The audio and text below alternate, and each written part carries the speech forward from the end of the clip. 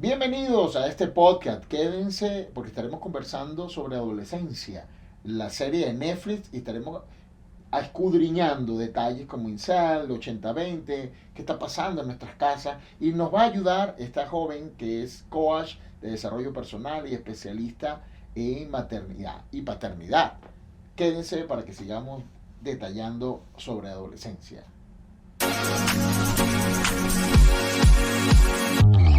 Bienvenidos a Panas en Utah. Panas en Utah Podcast. Ahora conocerás a la comunidad latina desde dentro.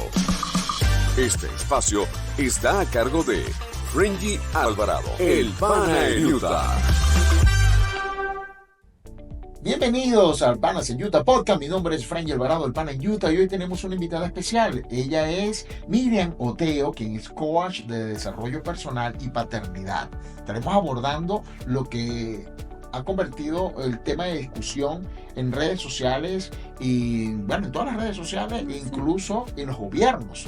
Esto está pasando en el Reino Unido, que es con la serie Adolescencia. Bienvenida, Miriam. Hola, Frenji, muchas gracias por la invitación. Yo con mucho gusto estoy aquí para hablar de este tema tan importante y pues tan hablado ahora en día. Sí, pero fíjate que nos llevó a un punto de reflexión. ¿Por qué?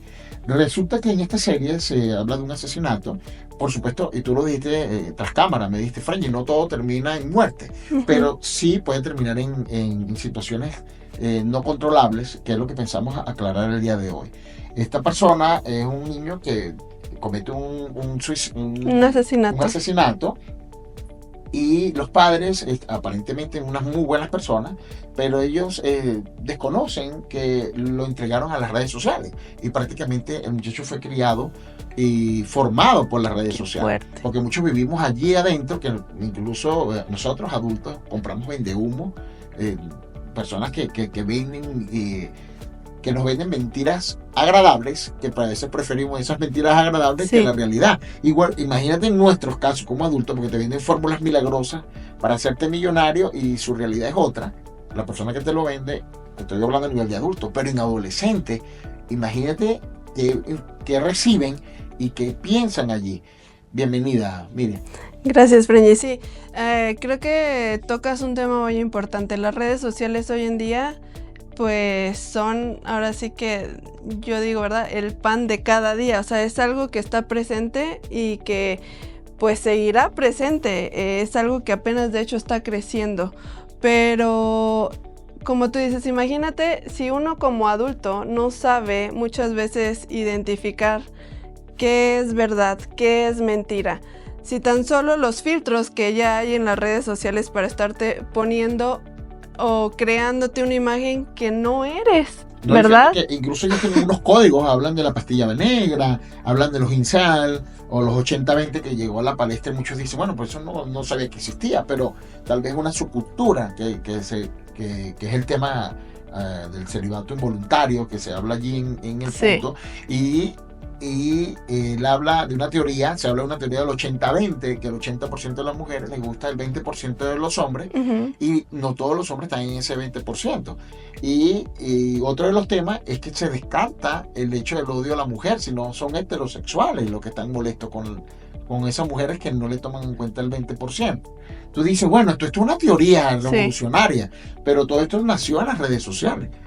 Sí, la verdad es que yo con esta serie fue que me empecé a enterar de este tema. Realmente, te soy sincera, no había escuchado esto del 80-20. De hecho, después de que terminé de escuchar pues esta serie, en cuanto tuve la oportunidad fui con mi hija, ¿no? Mi hija ahora pues es una adolescente, y me decía, no sé nada. Entonces, claro, hay cosas que se hablan que no todos estamos enterados, pero ahora es que digo, ¿y qué es eso? Y tú sabías de los emojis y las reacciones, le digo, me voy enterando. Lo pusieron incluso hasta los corazones. Sí. Yo le envío corazones rojos, envío corazones amarillos, y en cierta forma sí existe una simbología, y porque usted puede colocar, y usted lo lee, cuando quieres simplificar, el emoji se ha convertido en un dialecto. En un dialecto. Ahora, ¿hasta qué punto puede influir en la crianza de nuestros hijos? Bueno, creo que mencionabas algo importante, ¿no? En la serie realmente demuestran, o lo que se da a notar es que los padres eran padres que estaban en casa, ¿verdad? Bueno, claro, salían al trabajo el papá. Creo que la mamá no mencionan mucho que salga. Aparentemente estaba en casa. Ella estaba cómoda porque sabía o sentía que el hijo estaba en el cuarto, pues ahí no les podía pasar nada. Estaba resguardado. Y se encerraba y cuéstate a dormir, tocaba. Cuéstate a dormir. Y listo. Y no sabías que realmente hay un mundo ahí.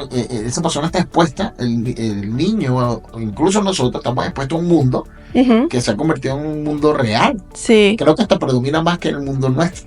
De hecho, fíjate, ahorita lo estamos tocando mucho con los adolescentes, pero yo recuerdo que parte de lo que empecé yo esta etapa como del conocimiento de la paternidad fue porque pues también en un momento, ¿verdad? En una situación en la que yo y mi esposo, bueno, mi esposo y yo, ¿verdad? Dice la verdad por delante, estábamos trabajando, pues uno buscaba opciones para entretener al niño. Digo, el niño era muy pequeño, mis 2 hijos eran muy pequeños en esa etapa, ¿no? Y me recuerdo que la niñera era la tableta, el celular. Entregarle la tableta. Entregar un aparato. Es la que está controlando. Incluso ayer una de las noticias de la IA con esta revolución de las generaciones de imágenes, Elon Musk llegó a predecir que en 10 años los profesores serían sustituidos por inteligencia artificial.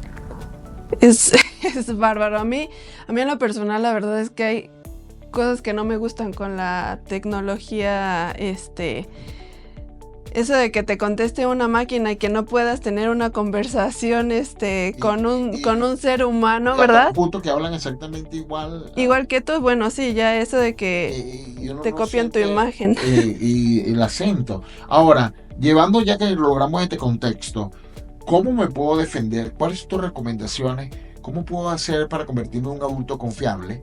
Que es lo que lo estás manejando en tus redes sociales, hiciste una encuesta.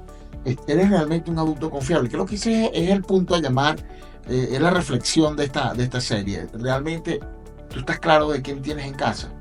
Sí, creo que un punto importante es que yo les comentaba, ¿verdad? Hay muchas veces que nuestros hijos vienen y nos quieren contar algo que pasaron en la escuela, algo que no les gustó, algo que los hizo sentir tristes o mal. Y vienen y te lo comentan, y cuando te lo están comentando hay varias opciones. Una, en que estés distraído con el mismo celular y no le estés prestando atención. 2, que estés cocinando o estés haciendo alguna otra actividad, no importa cuál sea, ¿no? Y no estés presente, o que lo estés escuchando y digas, ay, no seas exagerado, ay, eso siempre pasa. Que empieces con tus sermones y que realmente no les prestes la atención de escucharlos. Eso hace que en vez de abrirle la puerta, la vayas cerrando poco a poco, porque, digo, viéndolo así, Frenji, a nosotros como adultos, hasta con nuestra propia pareja, cuando estamos platicando de algo, ¿qué queremos? Que nos presten atención, ¿no? Que no tengas que estarles repitiendo 3 veces lo mismo porque se perdieron y ¿cómo? ¿Qué me estabas diciendo? Creo que es incómodo porque tú lo que quieres es que te presten 100% atención. Cuando tú haces eso con tus hijos, haces lo mismo. O sea, ya la tercera vez dicen, ¿sabes qué? Mejor no le voy ni le cuento nada porque igual y me sermonea, igual y ni le importa. Me dice que soy un exagerado con lo que me pasa. Entonces se van cerrando y dicen, ¿sabes qué? Yo mejor me lo quedo o se lo comento al amigo, pero el amigo de la misma edad, ¿qué criterio va a tener? Bueno, fíjate que en la película se habla de eso, que son 3 amigos e incluso se prestan hasta el cuchillo. Exacto. No se ahonda más, por supuesto, el punto en sí de la película no es el hecho de buscar un asesino, de por sí se confirma que sí, pero el problema no es el misterio, es por qué, las causas. Y eso fue lo que realmente llamó la atención y nos llamó y nos está poniendo, fíjate, aquí a discutir el tema de cuáles son las causas para que una persona pierda el camino. Porque fíjate que él habla en 80-20 y el jovencito era simpático, no era un muchacho. Yo le digo, no tenía ni defecto estaba físico, bonito el niño, guapetón. Él supuestamente entraría entre el 20%, pero Claro. dentro de la película él no pertenecía a ese 20%. Y eso es lo importante ahí, que no es nada más lo que se ve, porque tú puedes estar viendo desde afuera, ¿verdad? Que lo comentamos, el niño no era feo, ¿verdad? Teóricamente, físicamente no era feo. Entre el 80% pero de la teoría de que el 80% de las mujeres quieres al 20% de los hombres que cumplen ciertas características, y él no entraba allí. Exacto, pero entonces ahí es donde uno se pregunta, ¿por qué él no se sentía guapo? ¿Por qué él no se sentía visto? ¿Por qué él no se sentía validado? Y no sé si recuerdes, Frenji, pero al final, cuando empiezan las investigaciones, que empieza la terapeuta o la especialista a estar interrogándolo, ¿verdad? En tener la terapia con él para entender por qué fue que lo hizo, ¿verdad? Porque yo recuerdo que en las escenas, tanto ella le preguntaba, ¿cómo es tu relación en casa? ¿Cómo se comporta tu mamá, tu papá con tu mamá? Tu papá, cómo trata a las mujeres. O sea, la profesional quería encontrar como una pista, ¿verdad? La causa, ¿por qué fue? Y hay una escena que me impacta mucho, que el niño el niño no quiere comentar nada acerca de sus papás porque dice, mis papás son buenas personas, ¿no? No vayan a querer como que también por mi culpa afectarlo. Pero trata un punto muy importante, que es el niño cuando empieza a recordar que el papá lo llevaba a que fuera fútbol, ¿verdad? A clases de fútbol o a partidos. El niño realmente no era bueno para el fútbol. Y aparentemente lo humillaron y el papá no lo protegió. Bueno, no lo protegió el papá, pero también, si lo vemos de otro punto, es que el papá... Mira, muchas veces como papá queremos que los hijos sean algo que nosotros tal vez deseamos o no fuimos. Y entonces ponemos en ellos ¿cómo decirlo? Como esa responsabilidad de quererlo hacer así. Cuando no nos damos un tiempo para pausar y analizar, ¿mi hijo tiene estas habilidades o tiene otras? Porque el niño era muy bueno, según dicen en la película, para pintar. Era más artístico el niño. Pero él quería que fuera jugador de fútbol. Pero él, aunque no se lo decía o no se lo exigía, porque esa es otra cosa muy importante. Muchas veces nosotros decimos, no, pero yo nunca le exigí, yo nunca le dije, yo nunca lo obligué. Pero con el hecho de... ¿Sí has escuchado que el físico luego muchas veces habla más que la propia palabra, sí, lo que dices, ¿verdad? El lenguaje corporal, ¿no? La dinámica que él hacía, que decía, me llevaba al fútbol, no era bueno, y mi papá se volteaba. Sí, le daba pena. Evitaba participar o presenciar la deshonra del hijo. La quería ignorar. No se la decía, pero el niño lo observaba. ¿Cuántas veces nuestros hijos no nos observan y nosotros pensamos que no se dan cuenta? Pero los niños se dan cuenta de todo.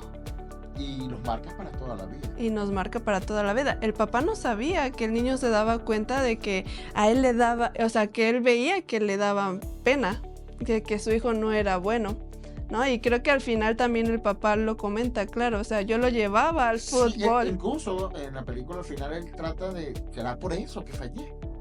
Y quedó como la incertidumbre. Ahora, esa identificación, ese tema quiero abordarlo también, esa identificación de pertenecer, porque esa regla realmente lo que termina diciendo es, no perteneces a este grupo.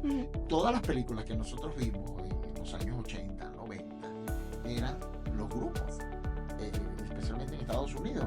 En los high school se veían los populares, claro, los nerds, los otros, los emos tuvieron un tiempo también en tendencia. Eran diferentes grupos y si tú no pertenecías, estabas excluido, no te ubicabas, no estabas allí. Claro, es que todos necesitamos de una comunidad. ¿no? Siempre hemos crecido en comunidad. Cuando tú no te sientes pertenecedor a ninguna, pues dices, entonces, ¿quién soy? ¿quién soy? Pero fíjate que en este caso él pertenecía o él sentía que pertenecía, o se lo hacían sentir al grupo de los exiliados, de los exiliados, llamémoslo así, o sí, los rechazados. Uh-huh. ¿Cómo ayudo yo a mi hijo, Miriam, con tu experiencia? ¿Qué nos recomiendas a los que somos padres o abuelos, en mi caso, ya que estamos en otra etapa, ya nuestros hijos están fuera del colegio, ya es tarde, ahora con los nietos? ¿Cómo nos ayudas a decirles, ustedes valen, no importa qué grupo pertenecen a nosotros? ¿Cuál es la opción? Pues yo creo que justo volvemos a lo que te estaba comentando. Como padres, mira, tampoco no es hacerlos sentir, ¿verdad? O hacernos sentir que no hemos hecho lo suficiente, porque como padres siempre damos lo que tenemos, lo que conocemos. O sea, siempre vamos a tratar de dar lo mejor de nosotros, pero en su momento, pues con estas acciones, ¿verdad? Como el no reconocer que tu hijo tal vez no tiene las habilidades para lo que yo quisiera que fuera, pues esa es una muy importante, en donde desde ahí empiezas a no hacerlo sentir seguro con lo que es. O sea, no se siente validado, ni visto, ni nada, por el hecho de que dice, ok, si mi papá, la figura paterna, materna, son lo más importante para ellos, ¿verdad? Entonces, si tú como mamá no lo estás aceptando tal cual es, ¿qué espero yo en la calle? ¿Qué esperas en la calle?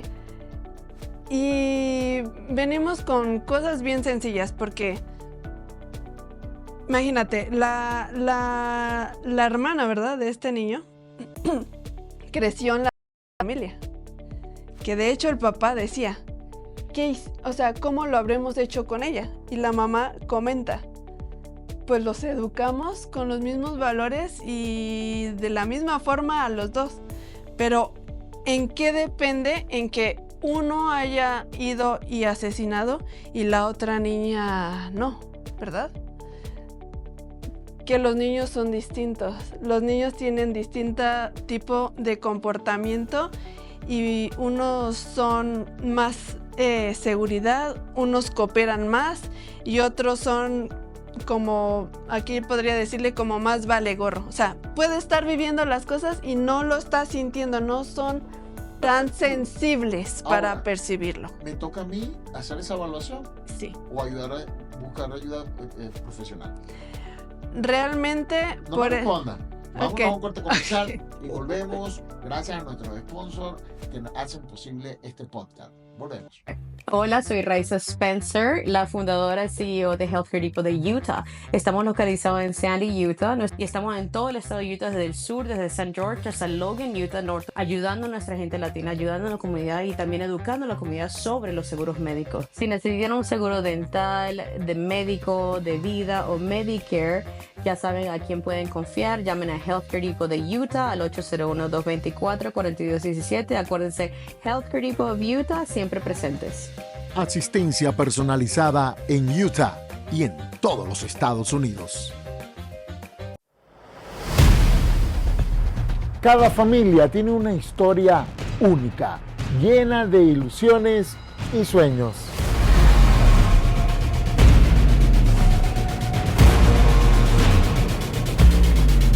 Soy Frenny Alvarado, tu pana Realtor, y entiendo la importancia de encontrar el hogar perfecto para cada capítulo de tu vida. Porque tu hogar es más que una casa, es el lugar donde tu historia cobra vida. Y recuerda, lo ideal es que el Realtor sea tu pana. Continuamos en este episodio del podcast especial, hablando y abordando y escudriñando las razones que fueron expuestas en adolescencia o adolescentes, que fue la serie que está en boga en Netflix y que nos hace un llamado a la reflexión de cuáles son las consecuencias, cuáles son las causas que estamos criando. Y estamos conversando con Miriam Oteo de Reconectando. Sanar para vivir, Aprender para guiar. aprender para guiar. Y por eso estamos aprendiendo hoy para Exacto. poder guiar a estos jóvenes. Hay que buscar, en el segmento pasado hablábamos de que me toca a mí o buscar una ayuda profesional, de cómo cada hijo, y eso le decía mucho mi suegro y que paz descanse, decía, los hijos son como los dedos de la mano. Sí, todos son distintos. Se parecen, pero son de la misma mano, pero todos son distintos.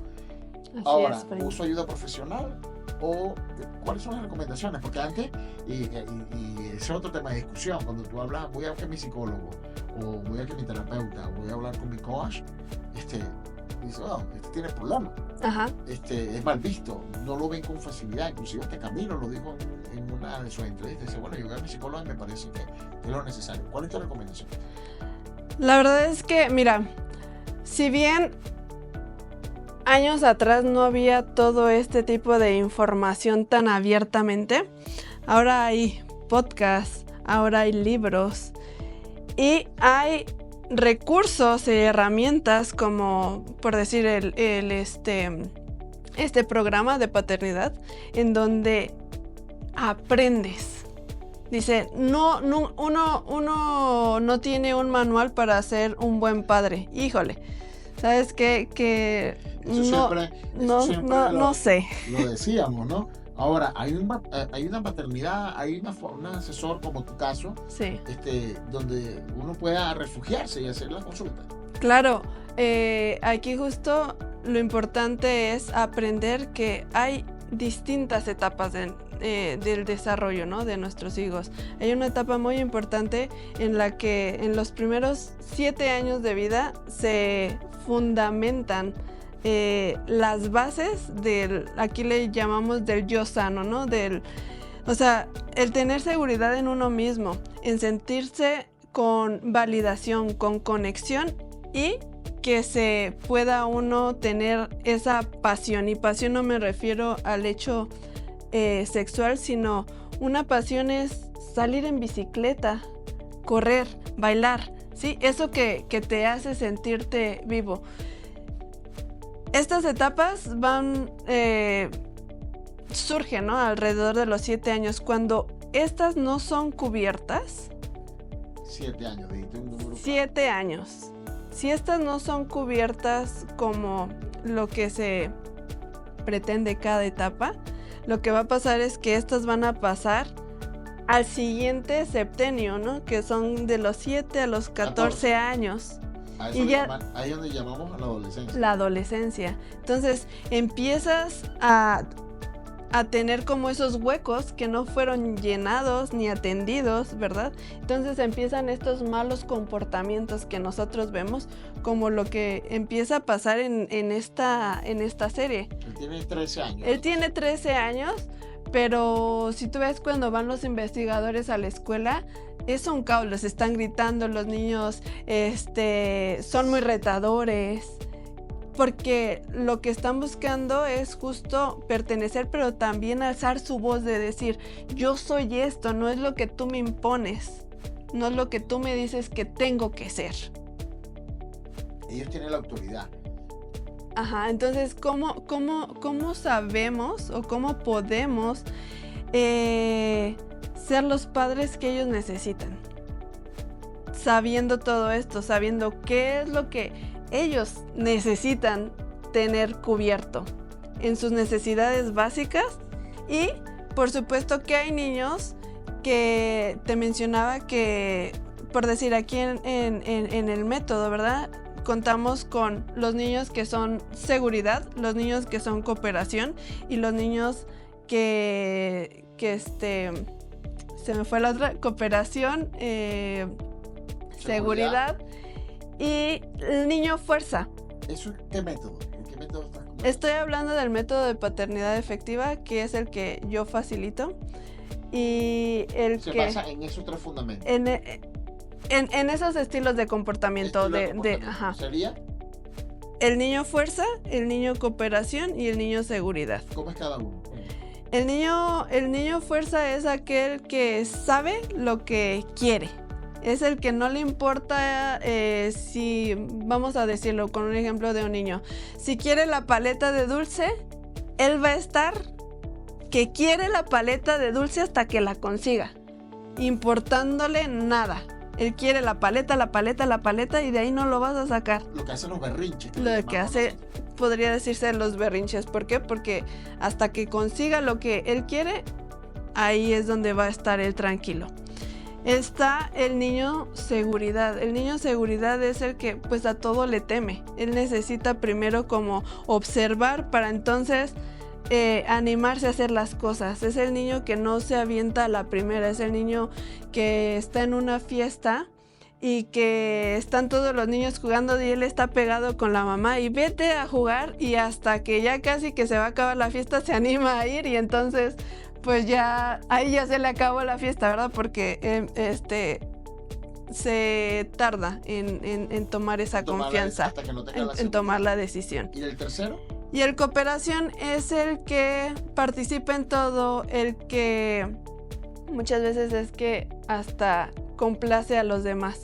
Es el que si le dicen, ¿quién quiere participar? Él levanta la mano. ¿Y quién va a traer el pastel o los cupcakes de la clase? Yo, mi mamá lo hace. O sea, él es el participativo. Claro que en estos, bueno, ahora no vamos a tener el tiempo, pero en cada uno tiene pues su parte positiva y en la que necesita trabajar, ¿verdad? ¿Ese es el plan que tú conversas con los padres? Exacto. Para determinar en cuál de esos tres está tu hijo. Y cómo los padres deben actuar para llevarlo. Así es. Ahora, cuando me hablas de estos tres casos, ¿uno es bueno, es malo, o cada uno tiene sus virtudes y sus pros, como me caes? Qué buena pregunta. Ni uno es bueno ni uno es malo. Todos tenemos, pues sí, un lado positivo y el otro a trabajar, ¿no? ¿Por qué? Porque, por decir, en el niño fuerza, cuando el niño, o sea, es bueno que tenga esa seguridad de saber lo que quiere, ¿verdad? Y de seguir por esa raya de que él va a hacer todo lo posible para lograrlo. Pero cuando a ese niño no se le ponen límites, lo que va a hacer, ya sea de niño o de adulto, va a ser pues el bullying, ¿verdad? El que va a pisotear a todos por lograr lo que quiere hacer. Entonces, tienes que tener el equilibrio. Un niño cooperación es muy bueno porque pues es aquel que participa, es el amiguero, ¿verdad? El que... Pero también la parte ahí a trabajar en él es que si se excede en eso, es que él en ese momento lo que va a hacer es que tal vez también se pase por encima del mismo, por complacer a los demás. Es capaz de entregar todo. Su dignidad inclusive. Ahí es donde comienza el equilibrio. ¿Y nos quedaría? Nos quedaría el seguridad. El de seguridad. El seguridad es un niño que sabe hacer muy bien las cosas, pero que necesita su tiempo para poder analizar antes todo. O sea, por decir, es un niño que va a andar en bicicleta, ¿verdad? Y no se va a subir a la primera. Él va a tener que observar cómo le hacen, qué es el paso a paso. Pero una vez que él se decida hacerlo, lo va a hacer bien. ¿Y lo malo cuál sería? Lo malo pues que se pierde de muchas cosas, porque por su misma inseguridad, por decir, se pierde la fiesta, porque ya cuando él se animó a ir y a jugar, pues la fiesta ya se acabó, entonces se va perdiendo como de esas cosas. Lo que podemos ver hasta ahora es que ciertamente adolescencia nos puso a estudiar, porque todo va definitivamente en la familia, en la crianza, porque hay casas disfuncionales, que es un tema, que es otro tema, y muchísimos alegan tendencias sexuales, e incluso desde el hecho de la disfuncionalidad de una familia. Uh-huh. No estoy diciendo con esto que sea o no sea natural, sino que una de las causas que se le atribuyen es a falta de padre, o a un padre violento, o una madre con otras tendencias de mal comportamiento que influyen en los hijos. En fin, todo conlleva a que nosotros somos los responsables definitivamente de lo que pasa en la crianza de nuestros hijos. Yo me quedé analizando y digo, bueno, ¿será que los padres decían, verdad? Podríamos haberlo controlado todo, no podíamos estar al 100% ahí pegado a él, ¿verdad? Y eso es verdad.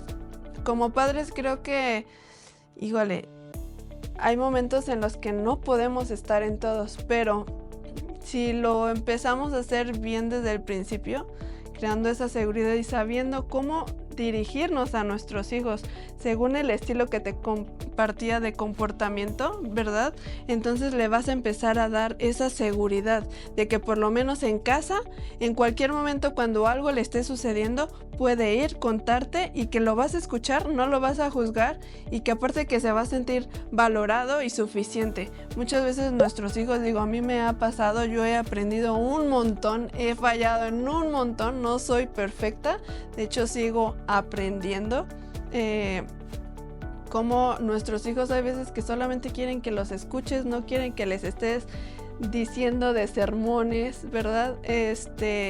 Y sobre todo siento que, por decir, aquí los papás hicieron lo mejor que pudieron. El niño de alguna forma no sabía él cómo, ¿sabes? Hay momentos en los que cuando no están pasando las cosas, no se están sintiendo valorados, se guardan las emociones, se guardan este tipo de sentimiento, ¿verdad? Todo lo que les va causando se va guardando. Entonces llega a ser una olla express muchas veces en los niños. Aquí vimos que el niño... Claro, el niño ya tenía muchas cosas que él sentía que no era valorado y que no era lo suficiente para su padre. Por lo menos aquí porque no se cuenta la historia de la mamá, ¿verdad? O sea, se enfoca mucho como el niño comenta, no era muy valioso para mi papá. Por lo menos él así lo percibía.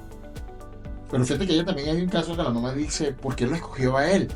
Ajá. Cuando escogió al padre responsable, ella me llamó la atención que la mamá se preocupó fue ¿por qué no me escogió a mí?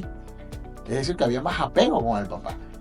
Lo que pasa es que exactamente hay niños que quieren tener más la validación de uno o del otro. En este caso para él era importante ser validado por su papá. Hay muchas veces que los niños, por decir, en este caso igual él jugaba fútbol por tratar de agradarle al papá. Correcto. No por el hecho de que a él le gustara. ¿Y cuántas historias no hay así, Frenny? Que los hijos se dedican, mira, en adulto, ¿cuántos llegan a que fue abogado, que fue doctor y ni siquiera era algo que les gustaba? Y no lo ejercieron, algunos no ejercen las carreras. Era simplemente para no tener problemas con el papá y sentirse valiosos ante él. Y aceptados. Entonces, si así somos con los adultos, imagínate los niños. Bueno, eso se lo vamos a dar reflexión. Los invito a ver sus podcasts, que son muy buenos. Se llaman Reconectando con Miriam Oteo, donde hay varios temas de discusión, incluso lo de los 7 primeros años, lo importante de la crianza de los hijos. Tiene varios episodios que se los recomiendo. Miriam, agradecido por tu visita. Agradecido igual. Y que hayas aceptado esta invitación a este tema que está en la palestra y que sí. Abordarlo de esta manera me pareció genial porque la idea es dar herramientas y creo que con las que nos entregaste algo. Si necesitan más, pueden seguirla y contactarla en sus redes sociales. Y nos quedamos con muchos más temas que sacar de ahí, pero bueno, sería para un segundo más. Pero sí era mostrar que sí, que es un trabajo a abordar y que depende de nosotros prepararnos porque ahora hay más invasión de información y entregar a los hijos a las redes sociales o al internet es lo peor que podemos hacer. Tenemos que luchar contra eso, no quitarlos porque es un mundo que no existe. Es algo que ya se va a quedar, pero sí saber qué es lo que ven y cómo se siente acompañarlos. Y acompañarlos en ese proceso. Muchas gracias, Miriam. Un mensaje final. Gracias, Frenny. Pues nada, ya saben, no existe como tal un manual para ser padres, pero ya existen las herramientas y todo está en nosotros. Recuerden que detrás de cada mal comportamiento hay una vasija, hay algo que están necesitando nuestros hijos de nosotros y que hay que llenarlo por nosotros. Gracias. Próximo jueves, 7 de la noche, en todas las plataformas sociales, Panas en Utah Podcast. Gracias por escuchar nuestro podcast Panas en Utah. Muy pronto tendremos más información para ti. Y recuerda que juntos somos más fuertes.